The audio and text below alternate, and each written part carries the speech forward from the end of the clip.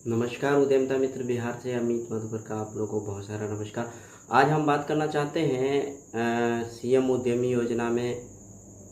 Project के under finance और over finance पर बहुत सारी बहस चल रही है और इस पर हम क्लियर करना चाहते हैं कि कोई भी प्रोजेक्ट जो होता है उसका एक अमाउंट ऑलरेडी वेरीफाइड होता है। जो प्रोजेक्ट में गवर्नमेंट ने पीछे दिन भी डिसाइड कर रखा था कि 2.5 लाख रुपया शेड के लिए और 5 लाख रुपए आपको मशीन टूल्स में मैक्सिमम दिया जाना है और 2.5 लाख रुपये आपको वर्किंग कैपिटल के रूप में प्रावधान किया गया था। लेकिन पीछे दिन बिहार में कमोबेश लगभग जगह से मुझे यह पूछा जा रहा है या कमेंट किया जा रहा है कि आप एक बड़ा सा प्रोजेक्ट में कुछ अमाउंट घटा देने से कैसे काम चलेगा, क्योंकि ट्रेनिंग सेंटर पर या आरशट्टी में या जिला उद्योग केंद्र के जो संबंधित प्रतिनिधि हैं उनके द्वारा बार बार कहा जा रहा है कि प्रोजेक्ट को छोटा करना है या कम करना है। इससे संबंधित बहुत सारी बातें लोगों को वहाँ की स्थिति पैदा हो गई है। चूँकि बिहार सरकार ने पीछे दिन जब से योजना अनुसूचित जाति जनजाति उद्यमी योजना और अनुसूचित जाति जनजाति के बाद अति पिछड़ा वर्ग उद्यमी योजना का जो क्रियान्वयन किया था उसमें स्पष्ट था कि उनको 10 लाख रुपए दिया जाना है, जिसमें 5 लाख रुपए उन्हें माफ़ कर दी जाएगी यानी अनुदान के रूप में मिलेगी और बाकी के 5 लाख रुपए उन्हें वापस करने हैं, जिसमें प्रोजेक्ट में मैक्सिमम और मिनिमम का कोई प्रावधान था नहीं। इन दिनों कहीं कहीं ट्रेनिंग सेंटर से यह आती है बात कि प्रोजेक्ट को कंसाइज करने के लिए प्रेशराइज किया जा रहा है या कंसाइज करने के लिए उनको कहा जा रहा है कि आप प्रोजेक्ट को कम कर दीजिए। तो हम पूछना चाहते हैं ट्रेनिंग सेंटर में जो ट्रेनर हैं या फिर जो पदाधिकारी हैं जो इससे संबंध रखते हैं उनसे कि अगर प्रोजेक्ट इससे पूर्व में अगर 10 लाख के प्रोजेक्ट के हिसाब से पेमेंट हो चुका है तो इस वक्त 10 लाख से कम कर देने से प्रोजेक्ट वायबल नहीं रह पाएगा, वो अंडर फिनांस में चल जाएगा और अंडर फिनांस में जाने का मतलब है कि वो यूनिट नहीं लगेगी तो इंडस्ट्रियलाइजेशन के लिए एक इंडस्ट्री लगाने की जो कॉन्सेप्ट बिहार सरकार का यह महत्वाकांक्षी योजना है वो कहाँ तक सफल हो रही है। माननीयों से हमें आग्रह रहेगा कि इस पर स्पष्टीकरण दें कि अगर कोई प्रोजेक्ट छोटा है तो जस्टिफाई करने के लिए अगर प्रोजेक्ट छोटा है तो उसका प्रोजेक्ट अमाउंट कम किया जा सकता है, लेकिन जो पूर्व में अगर 10 लाख के प्रोजेक्ट के हिसाब से 10 लाख रुपया पेमेंट किया जा चुका, जैसे अभी पीछे दिन चर्चा हो रही थी कि अगर रेडीमेड वस्त्र उद्योग के लिए हम 10 लाख से कम का बात करते हैं तो वो अंडर फिनांस में आ जाएगा। चूंकि 10 लाख के नीचे का अगर कोई प्रोजेक्ट है तो वो वायबल हो ही नहीं सकता, क्योंकि मशीन टूल्स का दाम भी बहुत बढ़ गया और कीमत के हिसाब से रॉ मटेरियल का भी कीमत बहुत सारा बढ़ गया। तो इस हिसाब से अगर 10 लाख के प्रोजेक्ट में भी कंसाइज करने की बात हो रही है तो यूनिट लगाने की बात नहीं है, सरकार द्वारा एक चॉकलेट खिलाने की बात है। तो और सरकार से इस तरह का कहीं कोई नोटिफिकेशन दिखाई नहीं पड़ रहा है या कोई मीटिंग में इस तरह का चर्चा नहीं है। हो सकता है ये कोटेशन में किसी का कम अमाउंट है तो इस हिसाब से प्रोजेक्ट में अमाउंट थोड़ा बहुत 19-20 हो सकता है, लेकिन सरकार ने पूर्व से ही निर्धारित कर रखा है कि 10 लाख रुपए उन्हें दिया जाना है, मतलब निश्चित रूप से 10 लाख दिया जाना। और 10 लाख लेने के लिए आपको कोटेशन और प्रोजेक्ट में यह शो करना पड़ेगा कि 10 लाख आप किस तरह से लेना चाहते हैं। उसमें कोटेशन प्रोजेक्ट में कहाँ पे कोटेशन जो डालना है वो अमाउंट जो आपने किसी सप्लायर से कोटेशन लिया है वो 10 लाख के आसपास का हो रहा है तो आपका 10 लाख रुपए का अमाउंट मिलना ही मिलना है। ऐसा ही प्रावधान है आपके इस योजना में। लेकिन ट्रेनिंग सेंटर में बार बार कहा जा रहा है कि प्रोजेक्ट को कम कीजिए या कहीं कहीं उन्होंने खुद उस अमाउंट को खुद कम करके डीपीआर में भर के बिहार सरकार को स्वीकृति के लिए भेजा जा रहा है। तो हम उनसे विनती करते हैं, रिक्वेस्ट करते हैं कि मुझे पूर्व में अगर ये 102 योजनाएं जो अभी उद्यमी योजना के अंतर्गत चल रही है उन सारे योजनाओं में 2016-17 से लगातार अप्लाई होने के बाद पेमेंट भी हो रही है और उस समय में 10 लाख के आसपास सारे लोगों का पेमेंट हुआ। आज उसी प्रोजेक्ट के लिए अमाउंट को कम करने की बात कहाँ तक जस्टिफाई करता है, ये कहीं भी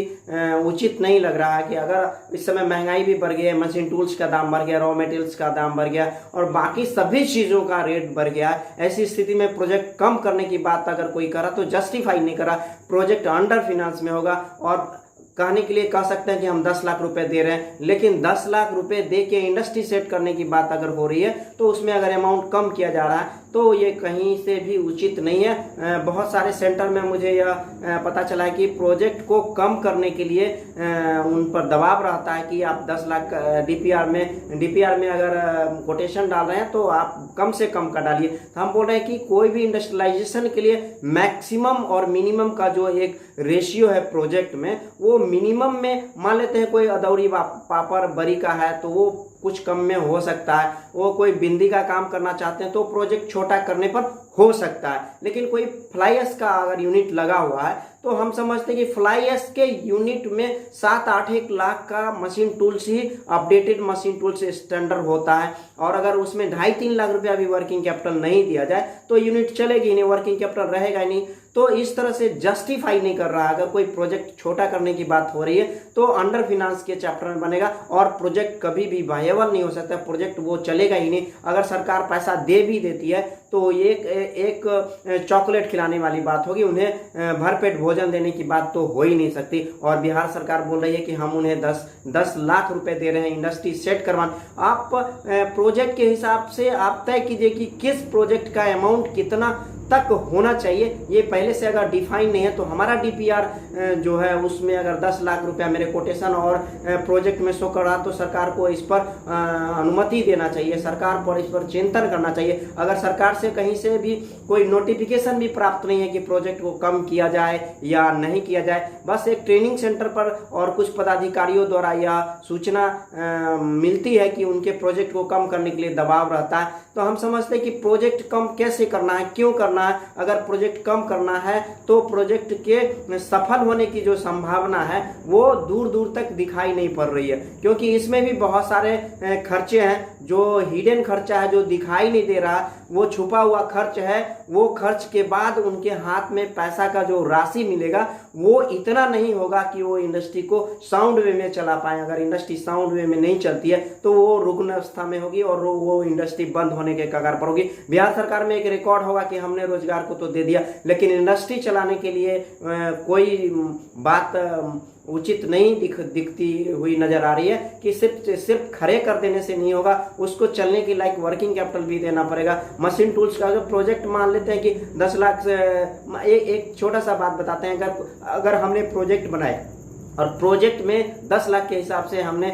रेशियो एनालिसिस करके प्रोजेक्ट को रीपेमेंट और उसका जो प्रॉफिटेबिलिटी लेके गए हैं 10 लाख के हिसाब से, अगर आपने उसमें 5 लाख रुपया डाला तो 5 लाख के हिसाब से प्रोजेक्ट में जो इनकम का जो रेशियो है वो निश्चित रूप से कम हो जाएगा, और उससे उस यूनिट के चलने की और कुछ लोगों के रोजगार मिलने की जो संभावना है, एम्प्लॉयमेंट जनरेशन की जो बात हो रही है वो कहीं ना कहीं दिख नहीं पड़ रही है। और हो सकता है सरकार के कुछ लोग तक ये बातें जाएं या हम उनको इसको समझा पाने में सक्षम हो कि प्रोजेक्ट अगर 10 लाख का है तो उनको 10 लाख के लिए अप्रूवल दीजिए, क्योंकि पूर्व में आपने 2017-18 से आज तक जितना भी प्रोजेक्ट हुआ है वो 10 लाख के आसपास में ही पेमेंट करने का प्रावधान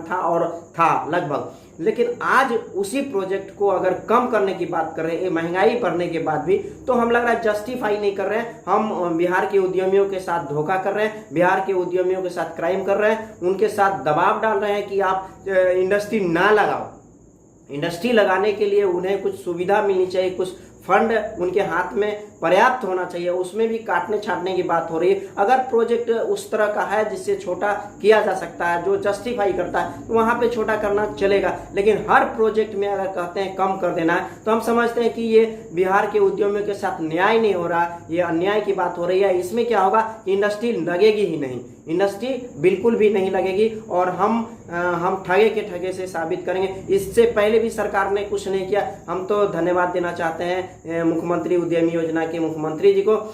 माननीय मुख्यमंत्री ने जो योजना लाई है, इससे बिहार में एक इंडस्ट्रियलाइजेशन के लिए बात हो रही है और इंडस्ट्रियलाइजेशन के साथ उनके मन में एक जोश है कि हम कुछ न कुछ करें। हो सकता है इससे आने वाले 2-4-5 सालों में इसका रिजल्ट पता चले, लेकिन सरकार का सहयोग बहुत जरूरी है। अभी जस्ट इससे पहले वाले बैच में सभी को 10-10 लाख रुपए देने की बात हो रही थी और हुई भी है। और हम सारे उद्यमियों को कहेंगे कि आप जितना कोटेशन है उतना कोटेशन भरिए, 10 लाख का तो 10 लाख डालिए, सरकार डिसीजन लेगी और जो बिहार सरकार इस पर डिसीजन लेगी कि एक्चुअल में वो प्रोजेक्ट 10 लाख के लायक है या नहीं है। अगर 10 लाख के लायक है तो उनको 10 लाख मिलेगा। आप डीपीआर 10 लाख के हिसाब से भरिए और कोटेशन 10 लाख के हिसाब से डालिए, तब समझ में आया कि ये प्रोजेक्ट 10 लाख का है। अगर कोटेशन आप नहीं डालते हैं तो कैसे पता पड़ेगा कि 10 लाख रुपया का मेरा ये प्रोजेक्ट है और सरकार कम कर रही है, या ट्रेनिंग सेंटर में कम करने की बात हो रही है। अगर ट्रेनिंग सेंटर में कम करने की बात हो रही है तो आप उनको समझाइए कि मेरा प्रोजेक्ट 5 लाख से कम के मशीनरी टूल्स में नहीं होगा, वर्किंग कैपिटल में भी काम नहीं चल रहा,